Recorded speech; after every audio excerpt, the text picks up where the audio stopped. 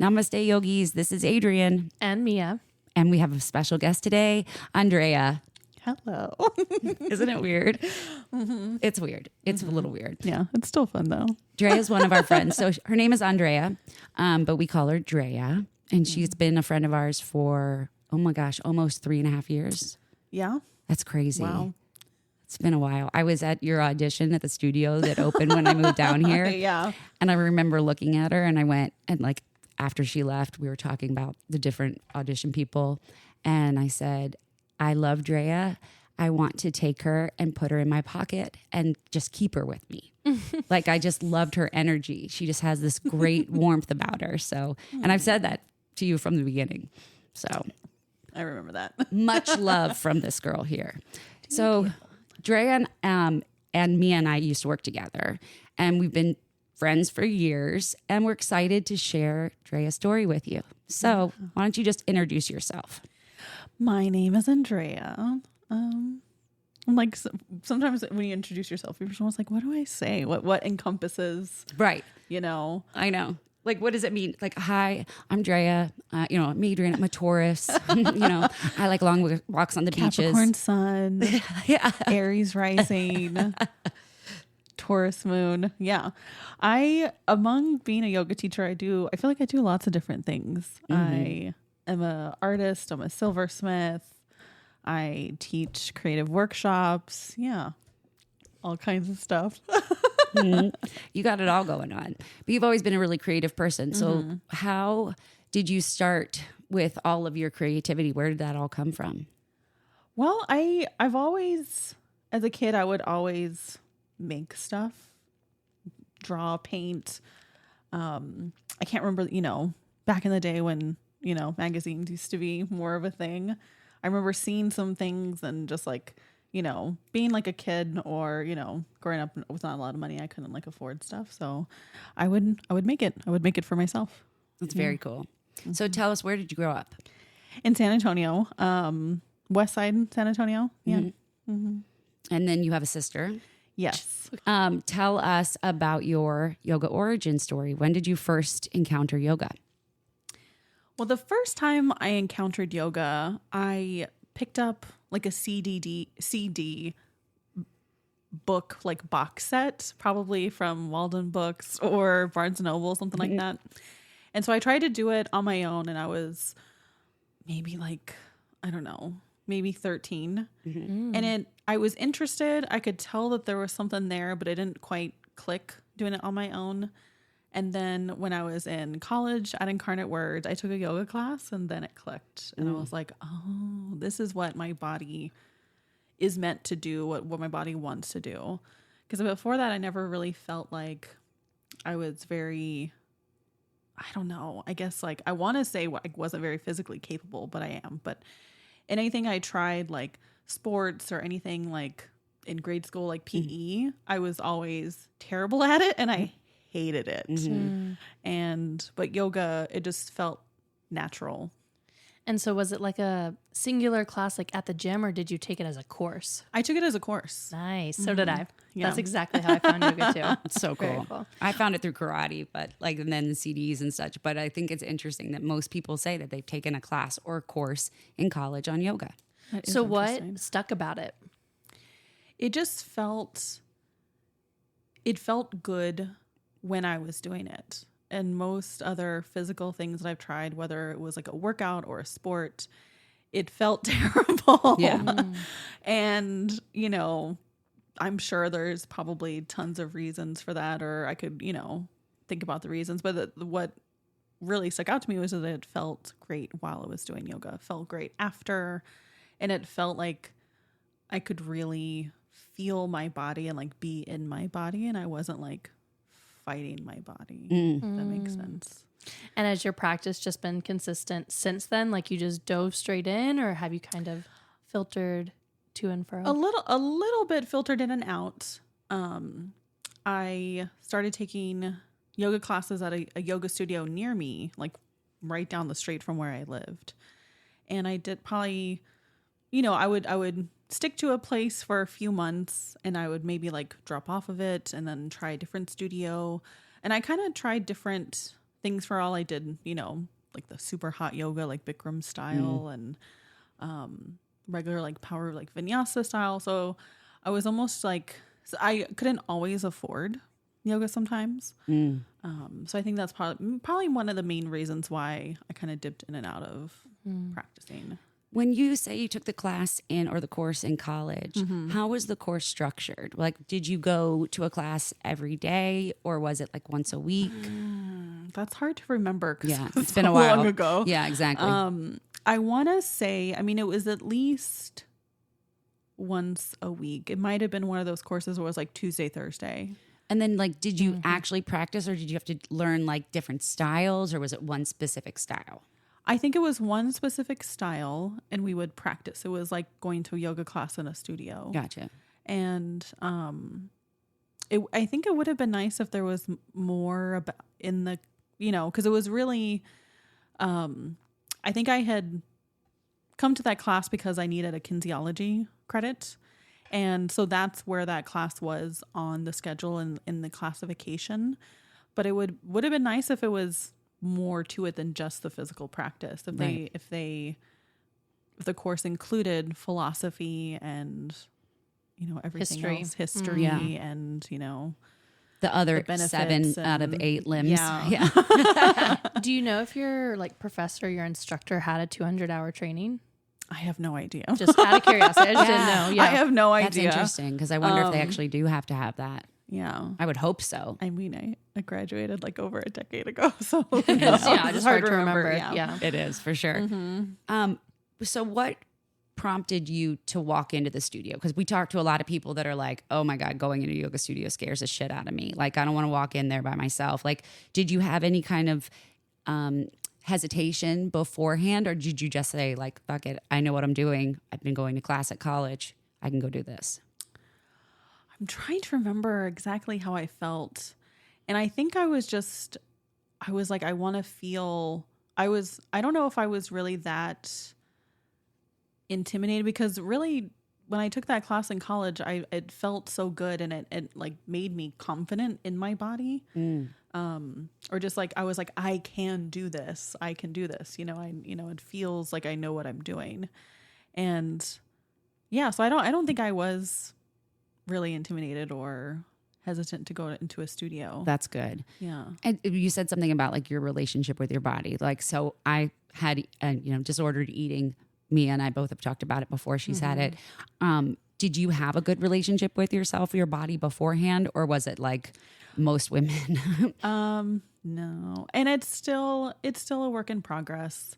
I feel like I've always had a bit of like body dysmorphia and just issues with body image. And I think that's just like growing up in the 90s and being a lady, Par for the course. Or just a woman. Yeah. Just in a general. woman. And, I mean, I have things in my memory from when I was like a child that contribute to my body image issues. And those things are so hard to even first like identify, and then to get like to release. Yes. Yeah, I know what you mean. At what point, you said that it was a decade ago. At what point did you decide to take on yoga teacher training? Well, I had started going to yoga at there's a community yoga studio that does yoga classes outdoors. And they used to do them like based on donation, but now I think most of their classes are free. But I started going there pretty regularly, and they had a program right after the new year called, it was like a 40-day challenge. It was like the Baron Baptiste. Journey into Power. Yes, Journey into Power, 40 days challenge. And so I was like, I'm going to do it, I struggle with any kind of challenge, whether it's like an Instagram challenge or just anything like that. But I did it, and I became a karma yogi with that yoga studio afterwards. Explain to our listeners what that is. A karma yogi. So I would basically almost be like, it was almost like a work exchange kind of thing. I would take yoga mats to class, from class, clean the mats, or like say during the summer I would bring lavender towels, And in exchange, I would get to take the yoga class or like unlimited yoga most of the time. So for me, previously having, you know, sometimes that was like a barrier, being able to practice in a studio, not being able to afford the membership. That was like, I jumped on it. I was like, of course I'm going to. That's what I did too. Do this in exchange. We talked about this before. I did yoga for trade. That's what we called it in Chicago instead of karma yogi. So when you did that, I would work the front desk for an hour and a half on a Saturday night, and I would get free yoga. And then I ended up getting like a half price discount on teacher training, which was awesome because there's no way I would have been able to go. Because if you're one person in a family of 4 and you have a membership at a yoga studio, you're paying around $100 to $150 and up for a membership. And then you think about, where does your spouse want to go? Where do your kids want to work out? You know, or where can they go while you work out? Right? Exactly. Yeah. Get the hell away from me. I'm going to yoga. Well, yeah, and I mean, a lot of yoga studios don't have spaces for kids. You know what I mean? Like, where are they going to go? What are they going to do? Which, by the way, I think that's such bullshit that a kid can't come to a yoga class. I really have a hard time with that. I feel like if the kid can stay on their mat by themselves for 1 hour without leaving the room, then a kid should be able to stay in a yoga class. So if your 10-year-old kid wants to come to yoga class with you, it's not the kid, it's the fucking parents. The parents are the ones that are the problem because they get in the way. But anyway, I digress. So 40-day challenge. Yes. So you did that, and that was, how long ago was that? Oh man, I'm trying to remember. That had to be either, I think that was 2016. Yeah. I think it must have been 2016. And then the following year, 2017, is when I did my yoga teacher training with that same studio that I was doing karma yoga with. Nice. And I think I did a payment plan. It would have been nice to get a discount. Yeah, I was going to say. But I'm glad that they had like a payment plan available because. Yeah. I was going to ask, I don't know if you like shopped around. I know that seems like a more affordable studio or community just in terms of classes. Were they a more affordable training as well? And I swear my memory is like. I know, I'm with you. So bad. No, I'm the same way. I want to say, I don't remember exactly how much it was. And I did not shop around. I probably should have, but I want to say I got like some kind of maybe like a discount. Yeah. And you did a payment plan too. That's what I did. Yeah. You know, I find it interesting that more people don't shop around. I didn't shop around. I kind of found my tribe, right? Like I went to the yoga studio. I went to many different yoga studios to find my tribe, right? And then once I found it, then I was like, this is my home. I'm not going to take training anywhere else. But I think it is a good thing for anybody who wants to be a yoga teacher to definitely shop around, because if you're going into it and it's not your style, you're screwed. Yeah. And it's an investment. It is. Like we're using this term shop around because you're spending a lot of money on it. Thousands of dollars, Yeah. 200 hours. Like people don't give us credit for that, right? No. Personal trainers, they don't fucking go through 200 hours of training. You know, they don't have to sit there and be mentored. They don't have to practice teach. They don't have to write their own sequences. They have to learn anatomy, physiology, functional nomenclature. I'm a personal trainer. I've been through the trainings, and I know that if it wasn't for my yoga teacher training, there's no way I would ever be a successful personal trainer. There's no way. I'd never know anything. You learn more about movement. And you'd mentioned that, like it felt natural in your body. It felt natural to move. So when you were going through the 40-day challenge, or probably around that time, I'm assuming that you got kind of deep into your practice, did anyone around you notice any changes? Or did you notice any changes? I think I just became more aware of myself, and just almost like asking myself questions, like just about anything in life. I'm like, is this what I really want? Am I happy with this? Am I doing, am I doing things without thinking about them? I think the mindfulness for me was definitely one of the first things to like spill over into the rest of my life, and really just like consider, like, is this what I want? This direction, you know. Yeah. What did you study in college? What is your degree in? Fashion design. Ooh. So tell us a little bit about the background of that, just because I think it does play into kind of your creative side. Well, actually, I started when I first started going to college. I went to community college and I started with graphic design, and then I changed to fashion. Nice. Let me correct that. Yeah. And so I went to Incarnate Words for fashion design. Fashion, I think it's called like fashion design and management, or it's like fashion like retail.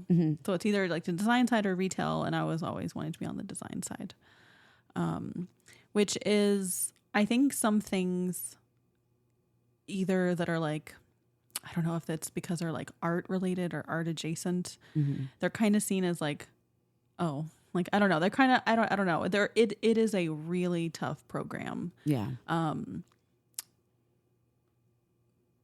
I mean, like, I guess like the freshman class, quote unquote, that you start out with, it's like 50 people. Oh my gosh. And then by the time you get to your final like senior class, it's 15.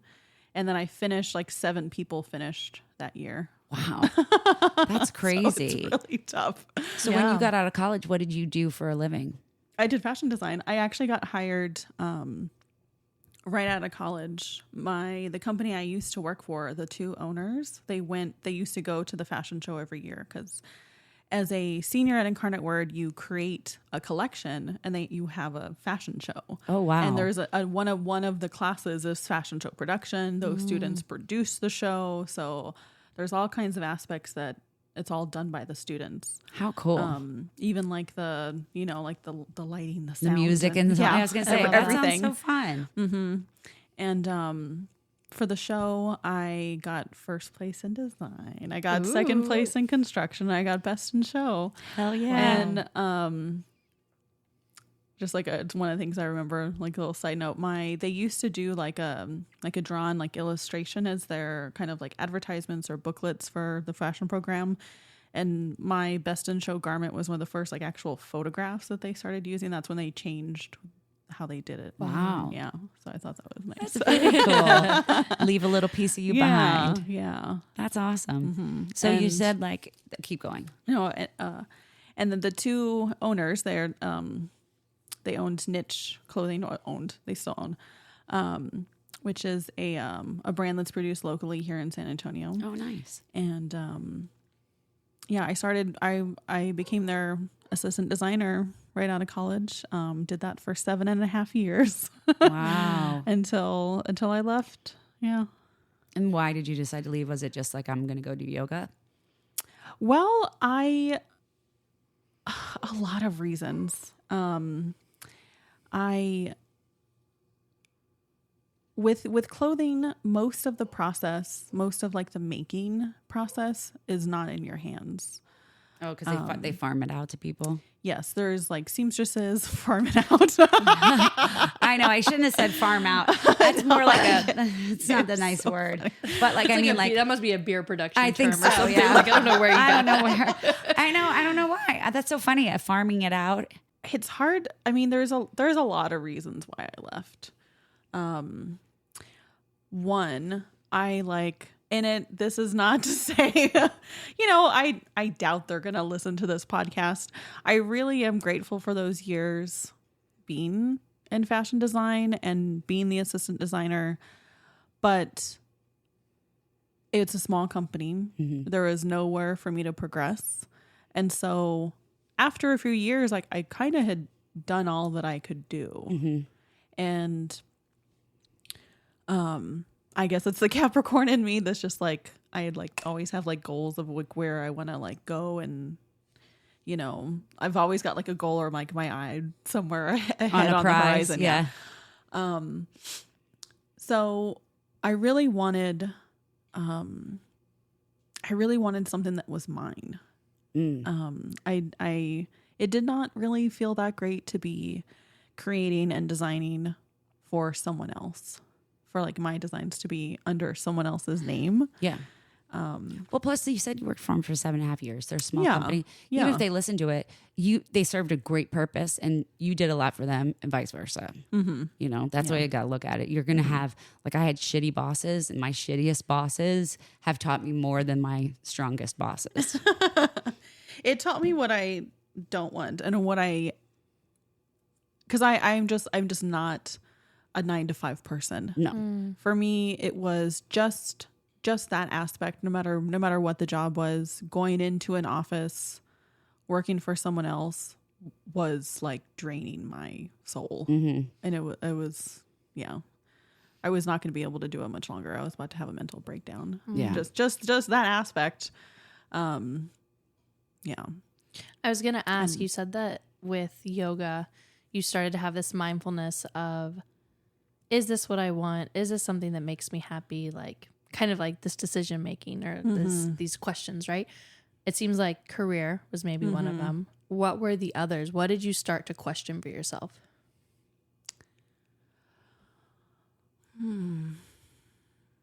I think that was definitely the major one.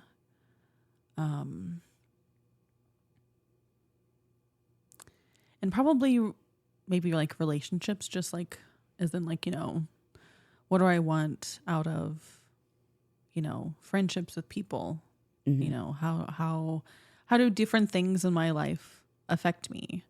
And is it good or bad? Is it not necessarily like it's like black and white, but Right. but is it serving me? Is it it's like, is it giving me energy or taking my energy? Yeah. Kind of thing. Let's start with career. What was that pivot? Where'd you go? Well, another big aspect, because my mom was sick at the time. Yeah. Still hard to talk about. I can't imagine.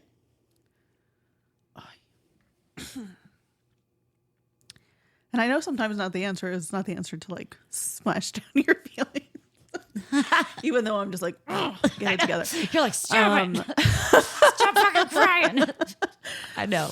So my mom was sick at the time. And I just really wanted to spend more time with her. I wanted to be there for her. I couldn't sit in the office while she was going through chemo. Right. Yeah. And I was just like, I need my time to be my own. I feel like if anybody, no matter what it is or what I'm doing, if I'm going into an office, like my time isn't mine. And I think that was one of the biggest things. You're definitely not a bird in a cage. No, just like, I had to be just in control of my time and my day to day. Yeah. And you had probably the best quality time with your mom too. And it was worth it. Yeah. And, so I think as soon as I decided like to leave and like what date it was going to be, I felt so much better. Yeah. So when you left, did you just keep taking care of your mom? What else did you pursue from there? So I had been making, jewelry that like the entire time, like from, since I was a kid, I was making stuff and made more jewelry like as maybe like a teenager and, when I was in college, but I made jewelry for my collection, my senior collection when I did fashion. And since then it was almost like a snowball. Like I kept making more. And while I worked for Niche, they opened up a boutique at the Pearl. And I was like, oh, can I put my jewelry in the shop? And again, I'm really grateful for that because it gave me encouragement and like an avenue to put out my work. I think if I had just been making and with those pieces like had nowhere to go, like I don't know if I would have progressed or if I would have kept going. And having like a place for my pieces to go and people were buying them, and it encouraged me to like move forward with that. And it doesn't have to be, but with jewelry for me, like the entire process is in my hands and it changes throughout. Like I might sketch something, but it'll by the time I'm finished with the piece, it'll look a little different or sometimes completely different. I really wish I could be like doing something that intricate, like jewelry making. Like I make mala necklaces, but that's tying knots. You know, this is totally different. How do you come up with your inspiration? Like what inspires you? How do you start to work? Like, do you have specific times a day or rituals that you do? I'm since I've moved, I feel like my whole like daily ritual and schedule has been completely thrown off. But Well, yeah. I'm trying to get my morning like ritual honed down and giving it room to change and not have to be exactly the same every day. I have my own studio / office in my house. And so that space is really just like mine. I have lots of plants. I have my like altar there. So I like to like light some candles. I'll either burn an herb bundle or some incense to kind of like set the mood before I sit at my desk. So I started doing that more and more. That's nice. And what I started doing this week, and I know it sounds silly of just starting doing this week, I started to get really like anxious and tense, just, you know, different reasons for that. But I rolled out my mat and just like did yoga for 15 minutes and I felt so much better. And I was like, oh, Yeah. even if it's just a few minutes, that's it. Well, I think too, you know, we think about ourselves being yoga teachers, and when we start teacher training, oftentimes your practice either gets super intense or you add the other layers of yogic practice, or you know, you start teaching and you're teaching so much that you don't practice enough. That's a big thing, I feel like, for sure. And that I started to give myself a little bit of space and say, you may not make it to an hour-long class 5-6 days a week like you normally would, but if I'm practicing for 15 or 20 minutes, or if I'm practicing for 10 minutes, it's still a practice. So I still feel like if I have yoga in my body and I move my body in some way, purposefully, mindfully every day, it doesn't have to be in a yoga studio. Now, I encourage everybody to get out and try different yoga studios, no matter what you're doing. You know, you could be at one studio teaching and that's your tribe, but always try other places as well. And try to cultivate your personal practice. Yeah. Like where it's just you. How did that happen for you? How did you do that? I think it was just really realizing that I needed time in my own energy, my own space. And well, recently I did a online yoga nidra training. And so each week I was doing those practices. And even though I had, you know, like the video presence there, it was still really nice because I was like, sometimes you just need to be in your own energy, you know, and take time to listen to your own thoughts. Agreed. Yeah. Yeah. And I feel like too, it's people avoid it. You know, it's like I tell most of my private clients that I've had in the past, I'm like, lay your yoga mat next to your bed, because then it's the first and last thing your feet touch. It's a physical reminder to move your body. So maybe you do it before you go to bed. Maybe you do it when you first wake up, but having that physical reminder is important. Yeah, I think so too. So when I met you, we had started at a yoga studio. Well, wait, let's go back because I want to go back to your training. So you started your teacher training in 2016, 2017. 2017. And actually that was the same. No. Let me think. That was a year before I left my full-time job. Oh, as nice. an assistant designer. Yeah. I feel like it definitely gave me an extra kind of support. Because one thing I don't like relying on my art for like my full income, because that's a lot of pressure. And so like just knowing that I was like, well, I think I want to teach yoga at sometime in the future. It doesn't have to be now, but it's like something else that I can do. You can add to your book a toolbox. When did your mom get sick first? It was actually right when I started teacher training, but she didn't tell me till it was done. Really? She just hid it from you the whole time. Did you notice any differences with her? Like, did you see that she was changing or that she was getting She sick? hid it really well. Wow. Yeah. Isn't that crazy though that you got yoga teacher training right at this major shift in your family's life? My sister had just moved to California. I don't know if it was right before or right after my mom found out, but she didn't tell either one of us.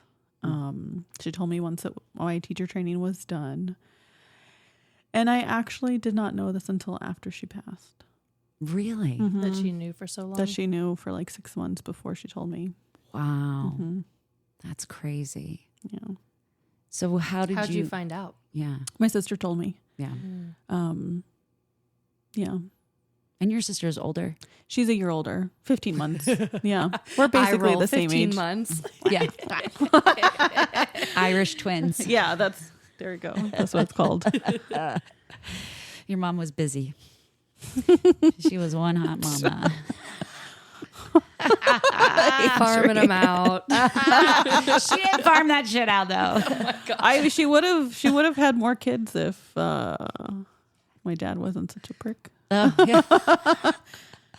Oh man. And she passed from ovarian cancer, correct? Or breast cancer? Pancreatic. Sorry. But didn't it start? So in my family runs the BRCA gene, BRCA2. My grandfather had, on my mom's side, my maternal grandfather, he had breast cancer and colon cancer. And I feel like this is one of those things I probably should talk about more often, because with BRCA, people mainly focus on breast cancer, that I feel like the other cancers you're at risk for. Yes, it's at a lower percentage, but it's still important to do those screenings. Yeah. My mom had breast cancer in 2012. Yeah. Because when my grandfather got cancer for the second time was when he got tested for the gene. My mom, told all his kids, my mom did the test, found it, got a mammogram, and found out she had breast cancer. And she had a mastectomy, breast reconstruction, and she was, doing great for a few years. And then in 2017, she, and I thinking back now, I wish I would have asked her like more questions, but at the time you just don't think of it. No. Yeah. How old were you? Oh my gosh. So I'm 37 now. Yeah. So 2017. 6 years ago. Mm-hmm. I was 31. Mm-hmm. Yeah. You were young. And she passed at the beginning of 2019. And then 2020 hit. Mm-hmm. Holy shit. Mm-hmm. So do you want to talk about your BRCA story? Because Yeah. I kind of think it's important that you share that, but I don't want you to share anything you don't feel comfortable sharing. I do think it's important. And it's one of those things, like sometimes it'll come up and I'm like, I actually haven't talked about that in a while. Yeah. I probably should. Because when my grandfather, when he had colon cancer, it was the second time he was having cancer, in a different area, different type, is when he got tested for BRCA. So when my mom got tested, I also got tested. And I just had a feeling. I kind of like knew that I had it. And so I, talked to my doctor, and she was kind of like reassuring me, like, you're young, because this was when I was in my 20s. Yeah. When I got tested. So I've known for a long time. And, when my mom went through, surgery, and she had a breast mastectomy, breast reconstruction, like I said, and then 2017, pancreatic cancer. And this is one of those things where I really felt like if the doctors you really have to, again, I know we hear this a lot, like do your own research, advocate for yourself. But you really have to, because I don't remember her doctor saying anything else about any other type of screenings. Well, I agree with you. I think doctors do that shit where they're in their own world, right? It's like, I'm a cardiologist. I just work on the heart. You know, it's like, well, the heart's connected to your whole body. Yeah, all these things are connected. And if you have BRCA, like there's different types. BRCA2, you're at higher risk for breast, ovarian, melanoma, pancreatic, and colon cancer. Wow, I didn't know that. Yeah. And so when she, found out she was sick in 2017,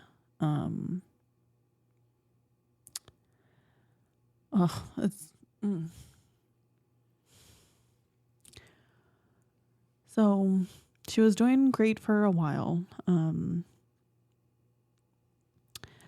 But with pancreatic, it's very hard to treat. Yeah, it's like, and pretty much when they see, this is the thing. Like if I know it's one of those things where I think, well, if she had told me when she had found out, she would have immediately been getting treatment. And with something like pancreatic cancer, you really can't wait. Because it can progress a stage or two within a few months. And so by the time she started treatment, it was stage 4. Holy shit. Yeah. So it was about a year and a half. Mm-hmm. And it was went in 2018, summer of 2018 is when I quit my full-time job as an assistant designer and pursuing jewelry full-time, but also just to really be there for my mom. And I wanted to like be there through all her treatments and, because we had, no idea how much time she had left. Yeah. And she was doing really great. And then in the fall, she was supposed to come with me. She went with me to all of my events because I started doing art festivals, and she was there at every single one. And there was one she didn't come to, and I kind of had a feeling. And the next day, she was saying she wasn't feeling, again, it's like trying to like hide how, not wanting it to affect me in any kind of way. But she had a, gosh, I'm trying to remember the name. It's a type of, it's not like a full like aneurysm, but it's a type of bleed, like a brain bleed. Yeah. And so I, took her to the hospital, and she was supposed to have started a new treatment the following week. It was words escape me these days. What is it called? It's like a new a clinical trial. Clinical trial. She was supposed to start a new clinical trial, but because she had this basically like a mini stroke, like a brain bleed, it disqualified her from the clinical trial. And that was like right before Thanksgiving. Called my sister, and I was like, it's time to come back home. Oh my God. Yeah. Now, when it comes to the fact that it's interesting that yoga teacher training came into your life at the same time that you started going through this process with your mom, and how did you feel like during your teacher training? You did not know. I did not know. So tell me about like the before teacher training, knowing kind of like nothing about it, and how was your experience? Like, what did you learn? Like, what did you take away that you enjoyed? And the reason I'm asking that is I want to know, once you found out, how did you lean on yoga?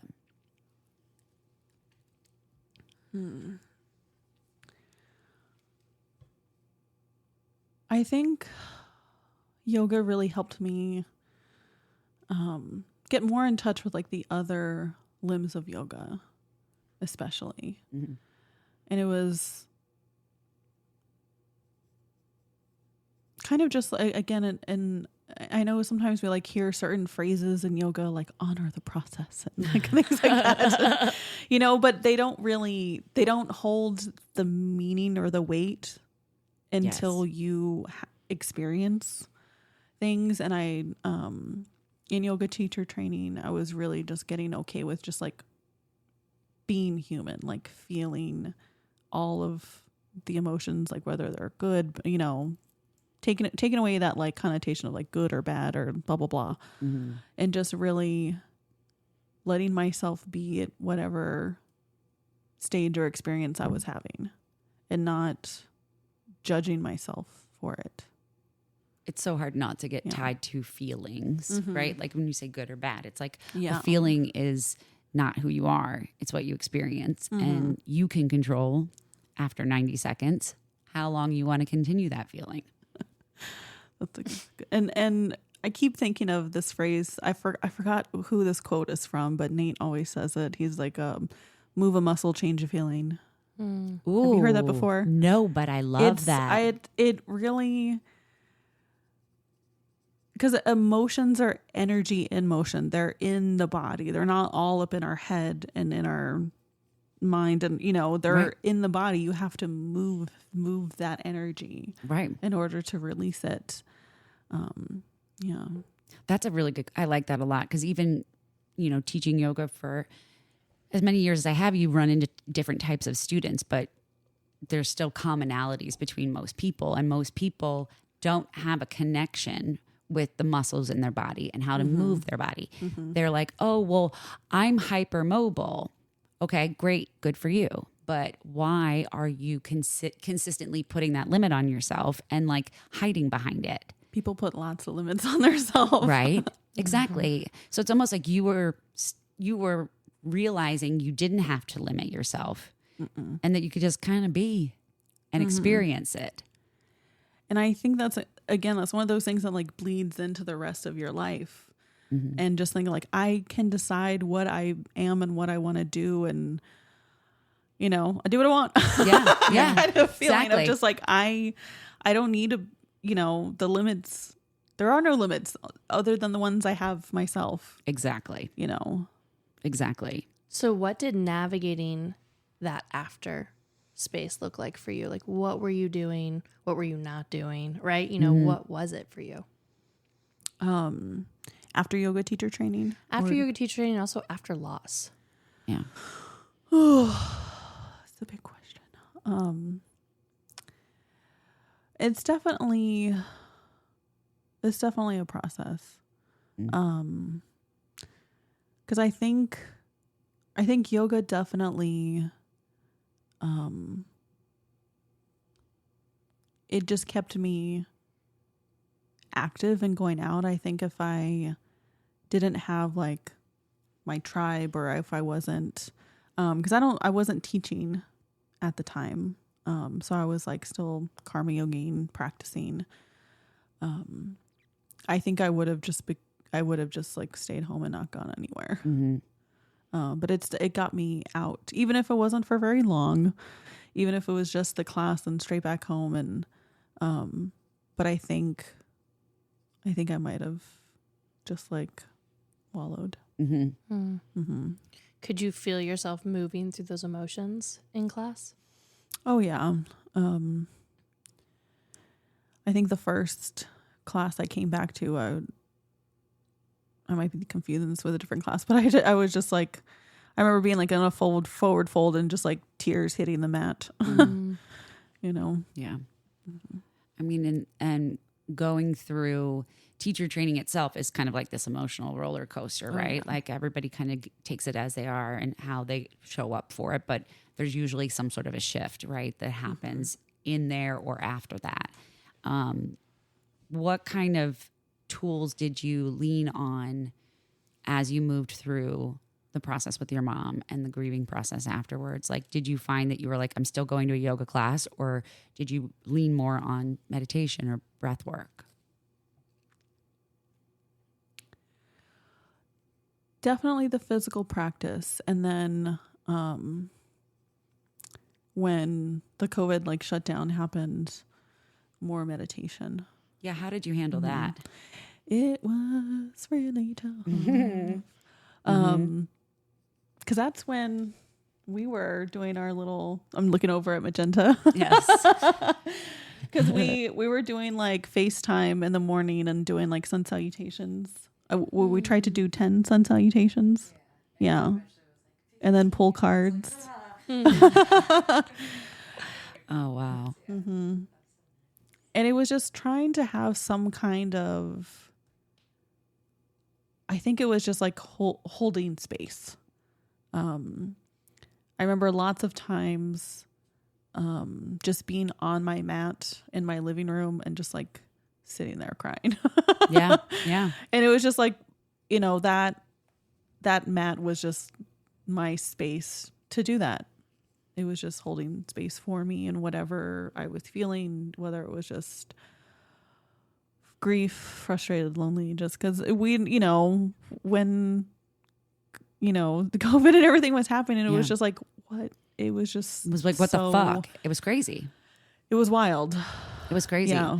And working at the studio, like setting up a new studio together and working all of us together around that time was like, you know, the 6 feet apart and I have to wear a mask. And, you know, you had just gone through a huge loss. So having like a global pandemic hit after losing your mom must have been terrifying too, because you don't know what you don't know about COVID. Yeah. Yeah. It was pretty intense. It was just, yoga was just that space of like, it's, you know, at some point it's going to be okay. That kind of, I think. It's hard to describe or like encompass like all that it does and gives you and all the ways that it supports you. And it's really like we talk about it like it's this, you know, big thing like yoga, what the fuck, right? But it's really embodying yourself. It's really being inside yourself. It's a work in. That's a great pivot. And I know also it's really hard to take this big thing that supports you in all these different ways. But what do you think is something others can learn from your story?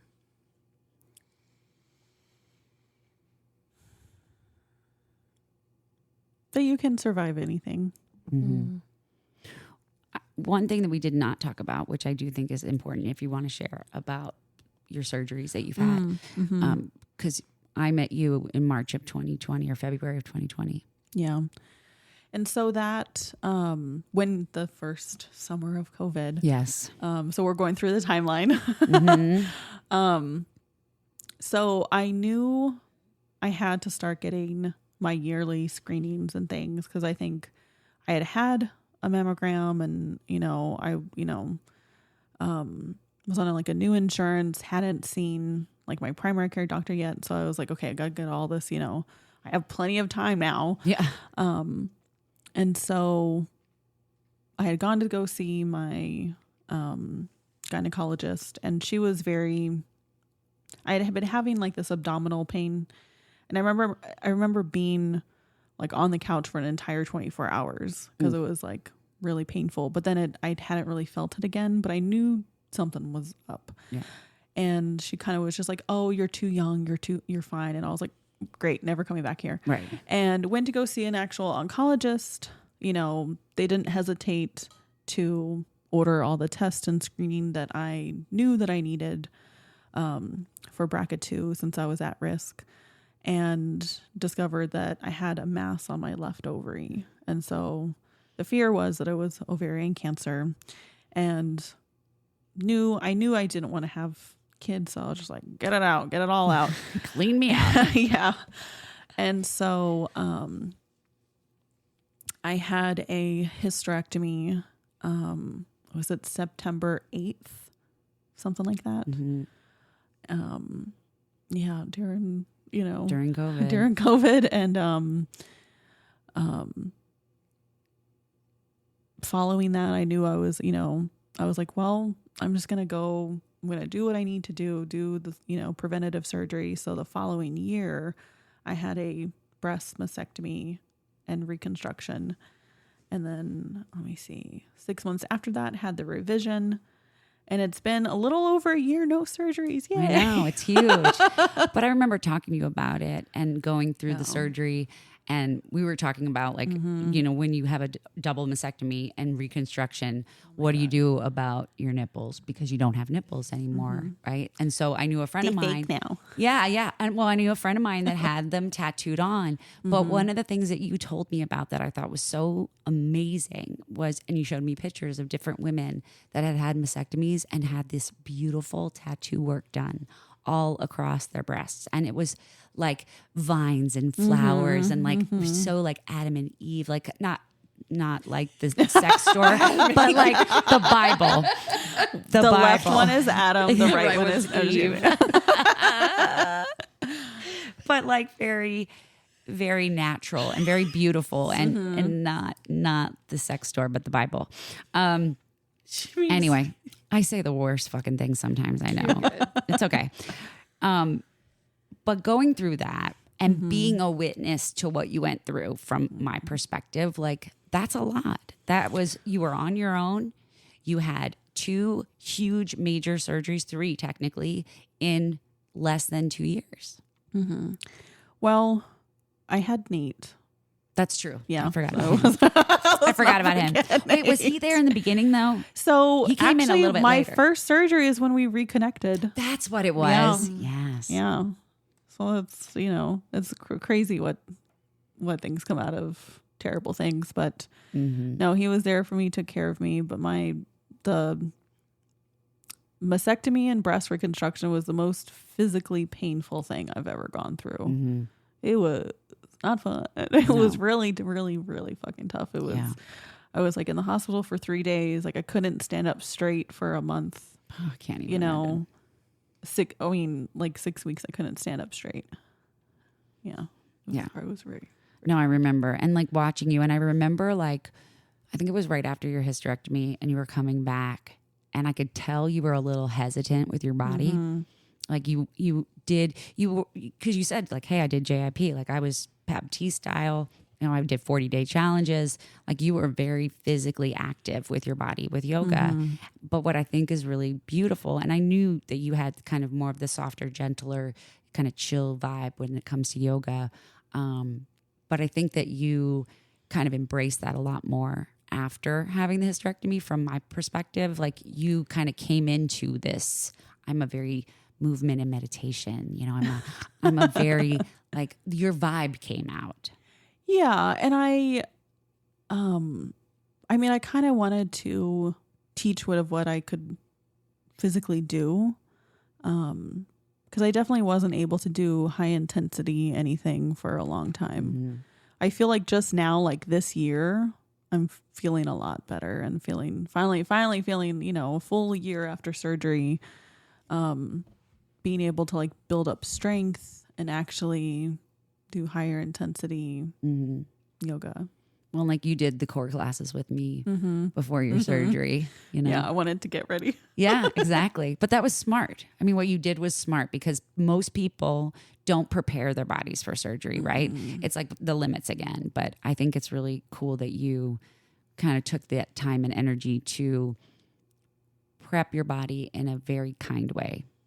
So you were prepared for it better than anybody else, you know? Yeah. Well, I mean, I'm better. You than were anybody. the most prepared for surgery You were. more than anyone. You got on I've the taken planet. a poll. plus. Yes, you got an A+.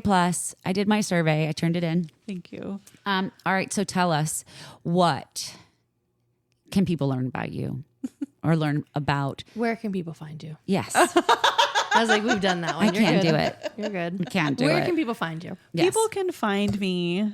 So for yoga, I say for like yoga, that kind of area of stuff is Living Lunarly on Instagram. And for, you know, anything like artsy jewelry, that kind of thing, Love Art Style _Andrea on Instagram. And I also have my own website. I just added like a yoga page to it, which I'm very excited about. Yay. So loveartstyle.com. I like that name.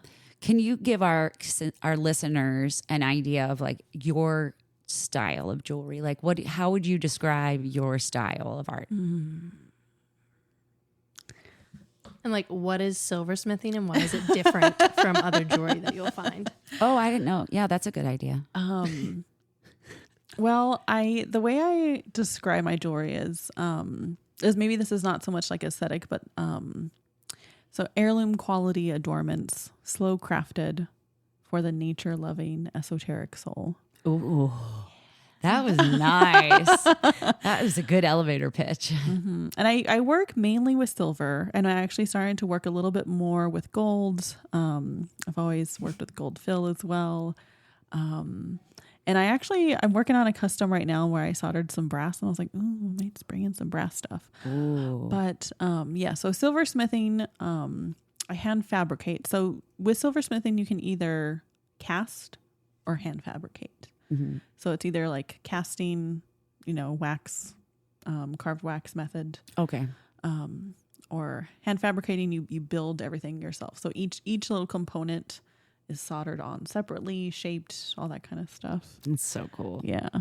I have an So idea it's that I want you to customize for me. I want you to make me a pair of custom earrings because I came up with an idea the other day. Okay. Yeah. Anyway. HCYML. No, Yeah. Hashtag HYCML. Hashtag Just hanging HYCML. from each ear. How yoga changed my life. There we go. We can Well, do it. Drea, thank you for sharing your story with us. We Yeah. appreciate it. It was lovely. Thank you. It was lovely. Like I said, just want to keep you in my pocket all the time. And we appreciate it. Thanks for sharing. Thank you. I really enjoyed that conversation with Drea today. She really is, like I said, somebody I want to carry around in my pocket with me. Definitely. It's also just really nice for me just because I've known Drea for a little bit. I mean, as we said when we were interviewing her, but always whenever we get a chance to interview someone, I just feel like I get a peek into another layer of their life. And that's always super special and appreciated, in my opinion. Oh, yeah. And it is like, it's such a big thing. Like, I honestly am an open book. So I didn't understand that people would be so hesitant to share their stories. But as we get into them, we're really asking them to strip down a lot and bear things that are super close to them, things that they've worked through in their life or working in right now. So with Drea's episode, I really felt like she talked a lot about how to be in your own energy. I don't think she said it, so it rhymed, but how to be in your own energy.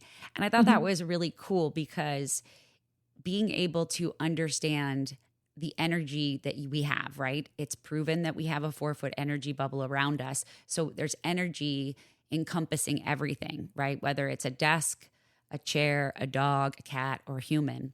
And in the idea, oh my gosh, I just heard your cat meow in the background. That's funny. We're virtual today, y'all. Our first virtual follow-up. Yes, first virtual follow-up. Yeah, that was funny. It was like they knew I was talking to him. So like in the yoga practice, there are 3 different kind of ideas of how to explain what the universe is made out of. And those are the gunas. We see those in the Patanjali Sutras. They date all the way back to the Vedas and even further than that. The 3 gunas are described as constantly being in motion or in flux. So it's 3 different aspects of qualities or characteristics in ourselves or in our energy. So the gunas can't really be separated from you, but we can kind of encourage ourselves to increase or decrease in that specific energy. So the 3 gunas are tamas, rajas, and sattva.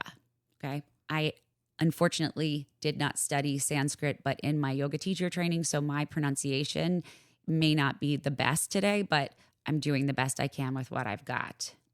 So starting with the first one is tamas, right? That's the idea of inertia and contradiction. So tamas is like darkness. It's inactivity.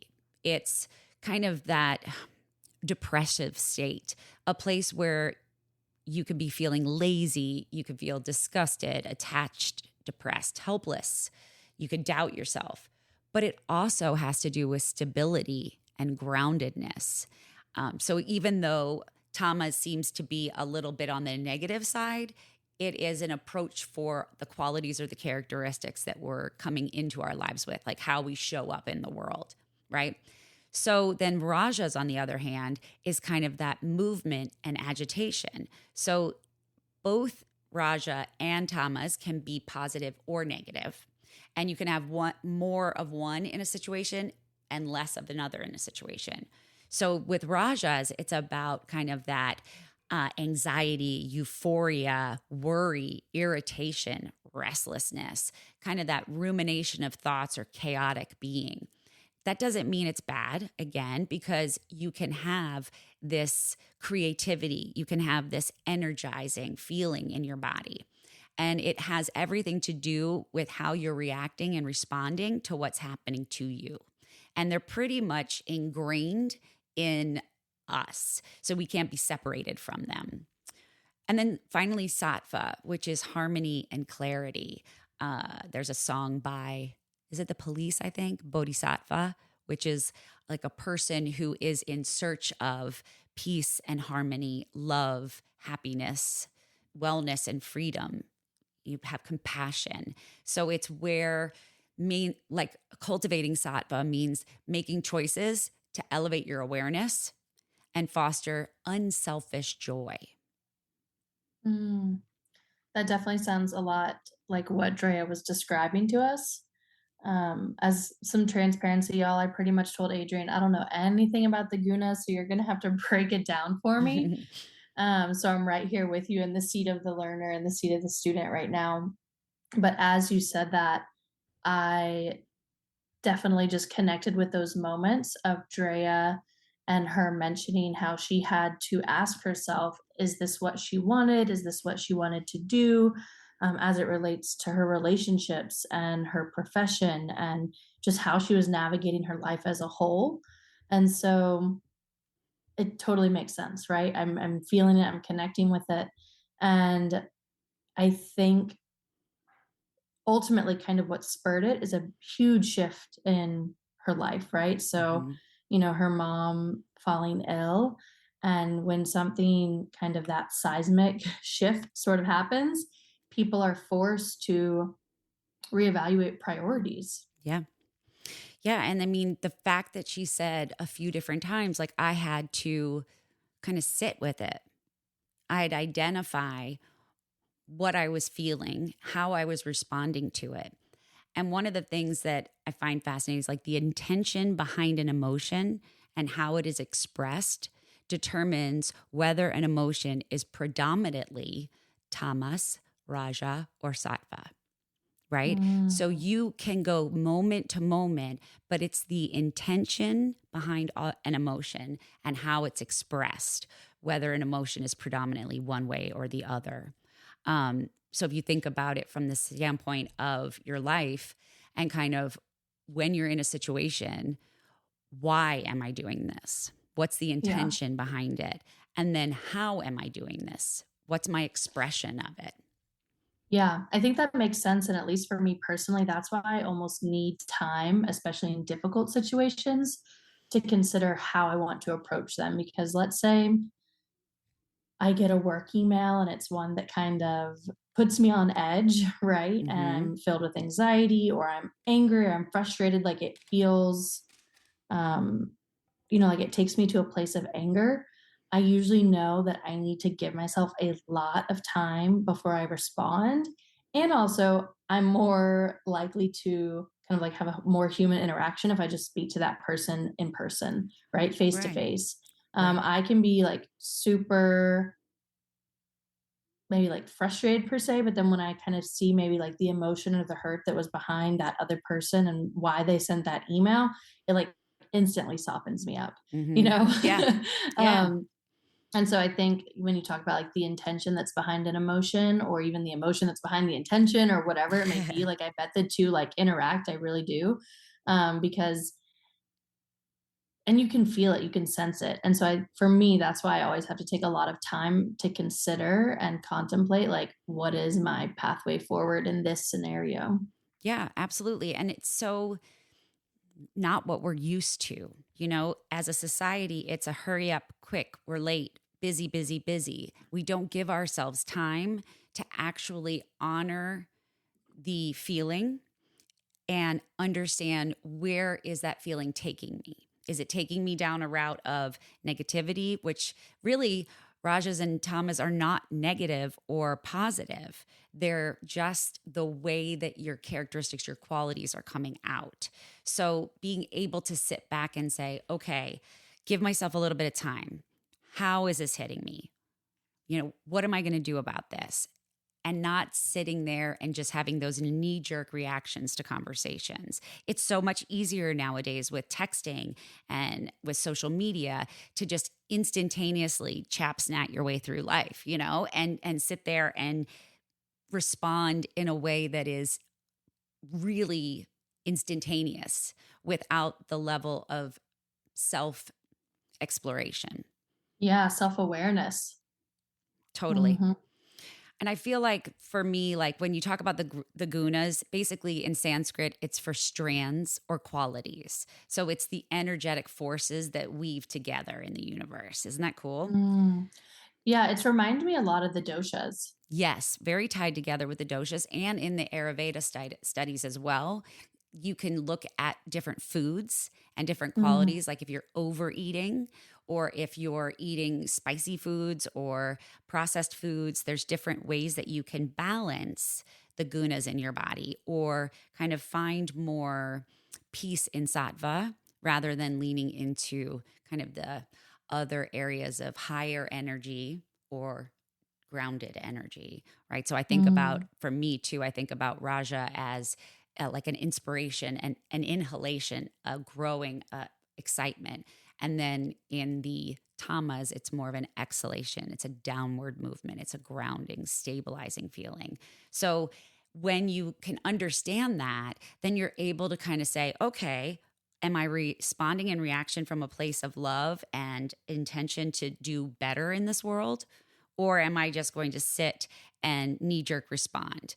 And I think Drea did a great job of really explaining that it's everything to do with being in your own energy, accepting these feelings that come and go, allowing them to exist without attachment, and knowing that you have what you need, right? It's a work in and understanding how yoga impacts your body, or excuse me, not how yoga impacts your body, but how these energies or other people or interactions that you have are hitting you. And one of the things that they talk about to balance your gunas as well is, who are you spending time with?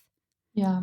And I think that understanding, that ability to kind of witness how your interactions with the world, with other people, with emotions, with moments in time are impacting you is the first step to know how to then navigate them. Mhm. Like if you do not have an understanding of how a relationship is impacting you, you're not going to be able to move through that relationship or with that relationship or progress that relationship in a way that is beneficial to either of you. And the Totally. same with the work situation. If you don't know kind of how work is impacting you, then how do you know what you want out of your work, like Mhm. professionally and to grow in your career? And I think that can just be said of, I mean, the whole universe around us. Oh, totally. I was thinking a lot about, like, if you worked in a chaotic environment like Wall Street, right, where you're constantly in this catastrophe or chaotic state, and you're with people and their crazy energies.